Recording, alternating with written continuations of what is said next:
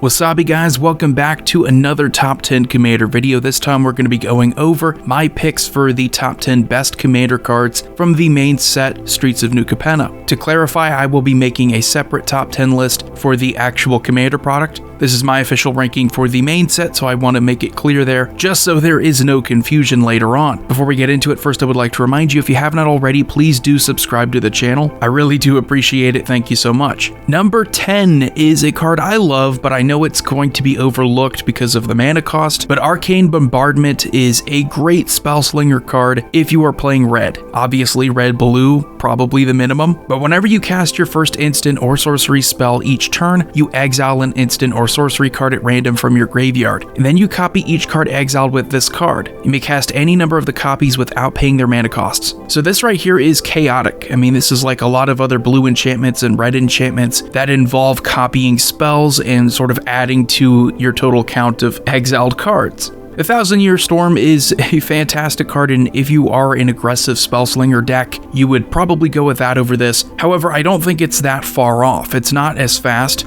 but it does something that 1,000-Year Storm can't, and it allows you to kind of play more casually. It's not going to be as big of a target until you start getting spells exiled with it. So it could be something as simple as a cantrip, and then it ends up being a removal spell. You could also do this with counterspell, so each time you respond with a instant or sorcery, you will then be able to use a copy of a counterspell you already played. So I think it has a lot of potential. Downside though is that it is 6 mana. You are going to have to work to get to that and then start casting spells. However, if you do appreciate the spirit of Commander, and that is playing longer games with more of a casual laid-back feel, then I really believe this has a home in a lot of Spellslinger decks. Next up we have number 9, Unlicensed Hearse. This vehicle is great. I think compared to a lot of other vehicles, you don't see a lot of utility. We have the vehicle Commander Shorikai, which will let you draw cards, discard a card, create a creature token. We want to get an added benefit to our vehicles outside of the typical make it big, crew it up, and then swing. This will let you do that. You get to tap it to exile up to 2 target cards from a single graveyard. Being only 2 mana and an artifact that's going to sit on the field, I think is wonderful, and the crew cost is totally reasonable. Its power and toughness are each equal to the number of cards exiled with it, so you can keep doing this. As long as there's fuel in the graveyard, it could be your own graveyard, you'll be able to make it bigger, and then you'll be able to crew it up. It doesn't even have to be specific to the theme of vehicles. I know some people will think that, but you can throw a vehicle into just about any other Commander deck. If you're like me and you love the idea of being able to do this selectively, Graveyard Hate is so underrated, but you need to consider it because some of the best decks, some of the strongest decks you're going to encounter require their graveyards. Next up we have number 8, Lord Xander the Collector. This 7 mana, Grixis colored Vampire Demon Noble got a lot of attention early on in the earlier weeks of the spoiler season for New Capenna, and a lot of that is because of the fear of facing this type of Commander that all it is group slug, and you're just going to take turns milling out your opponents. I went through that. I made a special video warning people against that kind of fear, even had some people comparing it to Leovold, and that it just wouldn't make games fun. I think Lord Xander is at that threshold where the amount of mana that you spend to cast him makes it fair. So if you are in Grixis colors, which if you're not in green, getting to 7 mana isn't really super easy, so you're going to rely on artifact ramp, and then once Lord Xander's gone, then you have to spend 9 mana and then 11 mana, and the Commander tax really makes it effective for other players to keep Lord Xander out if they're really afraid of him. But all of these abilities I think are awesome while also being relatively fair. The second one might be a little bit close, but I still think if you are spending 7 mana on a Commander that doesn't come into play with haste, you have to wait a turn to attack, you might be putting one player on a 2-turn clock, and that's if they don't have a way to kill him off by then, which if you have creatures, you should be able to block. So I think the abilities are fun, there's a lot of synergy here, a lot of experimenting you can do. It's brutal, it's exactly what Grixis needs to be, but I don't think Lord Xander is going to be this force to be reckoned with that I think a lot of people are afraid of. Number 7, we have Professional Facebreaker. What a name. So this 3 mana human warrior is a 2/3 with menace, and whenever one or more creatures you control deal combat damage to a player, you get to create a treasure token. You also get to sacrifice a treasure to exile the top card of your library. You may play that card this turn. So the past 12 months, it just seems like we've been getting nothing but support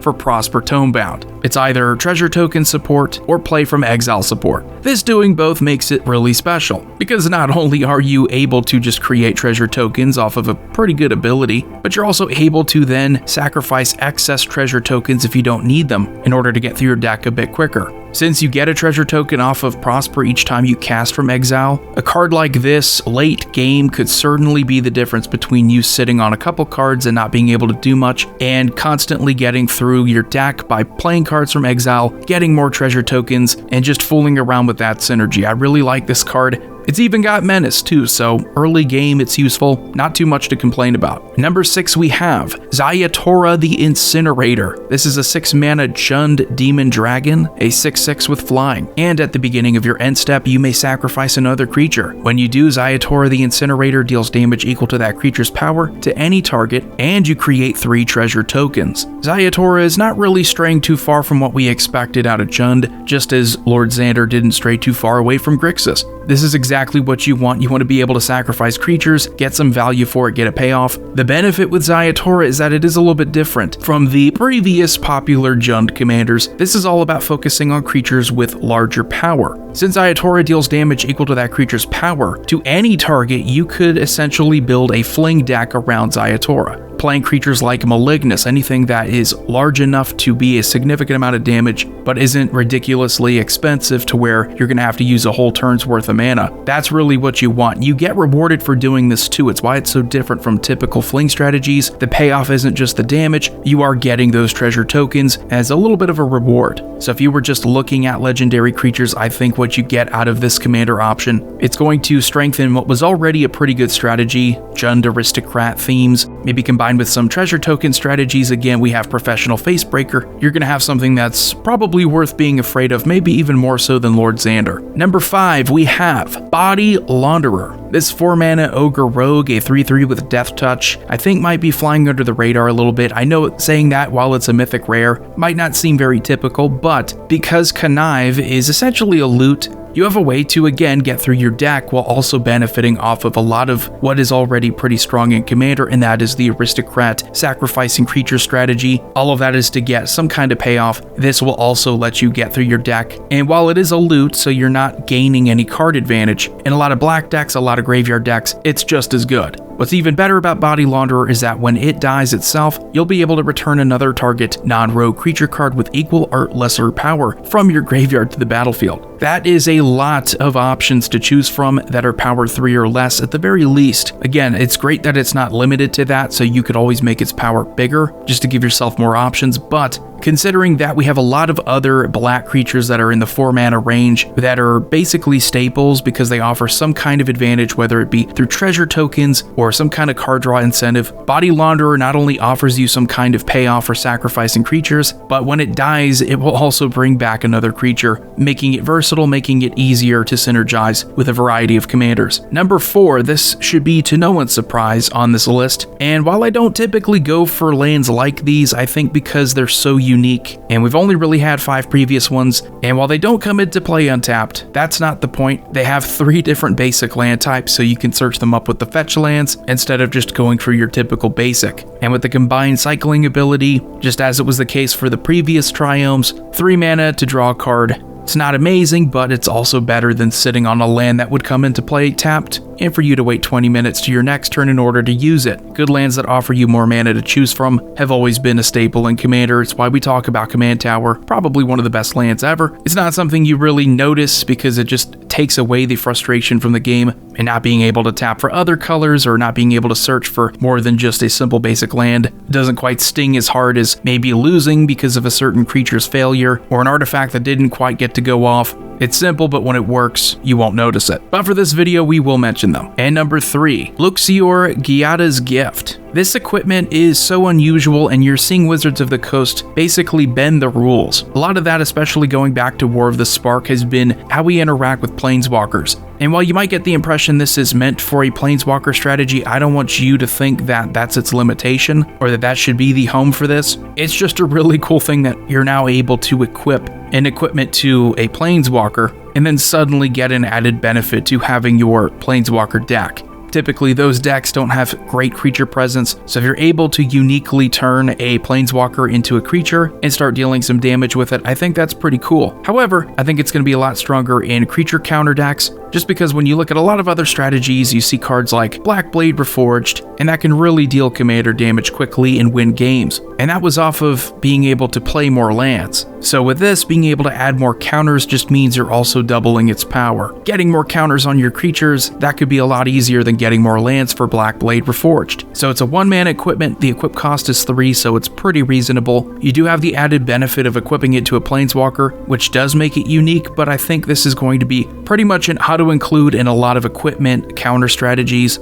Any type of Voltron strategy where your focus is getting counters on your creature. I mean, you don't even really have to think outside the box, just go with something that is pretty ridiculous, like Animar. Equip this to Animar and suddenly it's even bigger. So I like it. This year has pretty much been the year of equipments and vehicles, and while I don't think this is going to be a staple in every deck, it's not going to be the auto-include in even a lot of equipment decks, I could totally see it being a staple for certain +1/+1 counter strategies. And then number 2, we have Voidrand. You know that this is the type of card I'm into. I love good removal. I've been thinking this way going all the way back to Shadows over Innistrad, seeing Anguished Unmaking, and 3 mana being that versatile, dealing with any non-land permanent. I knew that was going to belong in every black and white deck since. And while Voidrand is a bit more specific to 3 colors, which does kind of take away its playability and how many decks you're able to fit it in, if you do happen to be playing these 3 colors, then it's a no-brainer. An uncounterable kill spell or any kind of removal spell should be a top priority for you if you are playing in a multiplayer game. Doesn't have to be competitive, but the more opponents you have, the higher chance there is that someone's going to want to stop you from killing off their permanent. Before we get to number 1, let's talk about some honorable mentions. I love Giada, Font of Hope, as an angel commander. That really does kind of feel like a great setup creature as well.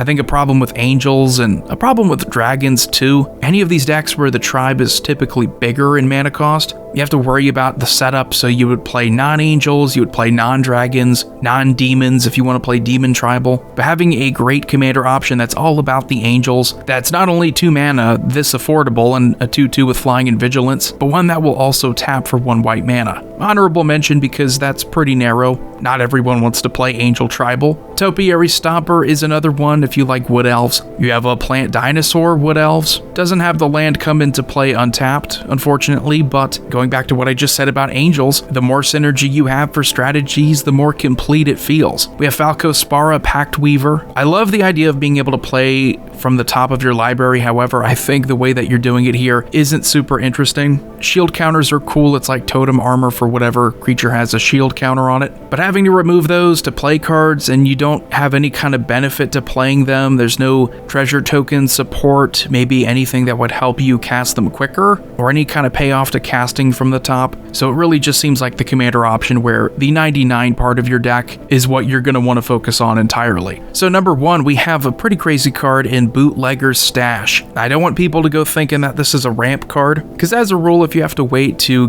get to 6 mana, then you start ramping. It's not really ramp, because at that point you're almost at the mid game, but lands you control being able to tap to create a treasure token is insane. If you liked the original Omnath, if you liked Crewfix, you should view this as a similar card. While it is like floating mana and using it on future turns, you also get treasure tokens. So any synergy that requires treasure tokens or can benefit off of treasure tokens in any way, you have probably the best way of getting more treasure tokens. People really do underestimate the value of saving for your following turns. I know that is part of the idea behind ramp, but this is more to take advantage of impressive mana sinks. Any kind of ability where you would want a ton of mana, or any type of X-costed spell where you would want to focus a lot of your mana into that X, this is the perfect card for those. If you are going to focus on it though, I think you would be best off trying to synergize with the treasure tokens. I already mentioned a very viable commander option to do that with in Zayatora the Incinerator. Before now, most treasure token strategies were in red and black or just red. Adding green means that you can play this alongside Zayatora, so that you're not just getting treasure tokens off of Zayatora's ability, you're just getting treasure tokens whenever the heck you feel like it. I think it's going to be future ready for a lot of combos.